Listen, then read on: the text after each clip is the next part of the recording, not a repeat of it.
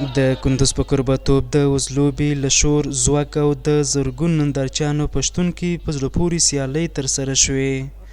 د دغه ولایت د وزلوبې فدراسیون مسؤل وایي د سیالیو کې د کندوز په ګډون د تخار، بدخشان او بغلان ولایتونو ګڼو چپندازانو برخه اخیستې وه چې ګڼ خلک یې لیدو ته راغلي وو.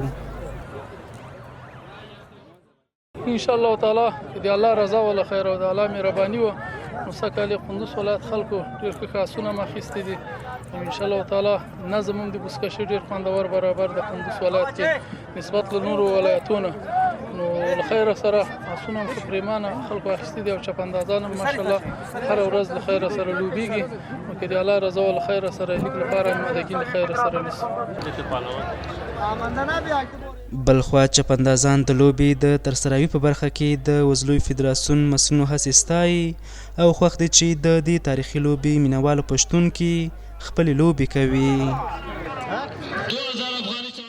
اسبای خوبم در کندوز آمده، پهلوانای ما تلیلینگ دیدن، سپورت کردن، ورزش میکنن.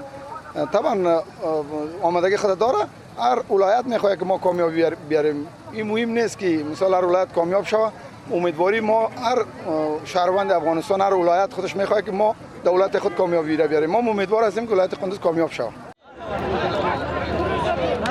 د کندوز ولایت د وزلوبې فدراسیون د معلوماتو له مخې ټاکل شوې د روانې لیندۍ میاشتې په 20 پلازمینه کابل کې د وزلوبې د 1404 هجري لمریز کال د وزلوبې لیګ پیل شي او دوی له خپل لوري د بشپړ چمتووالي خبر ورکوي.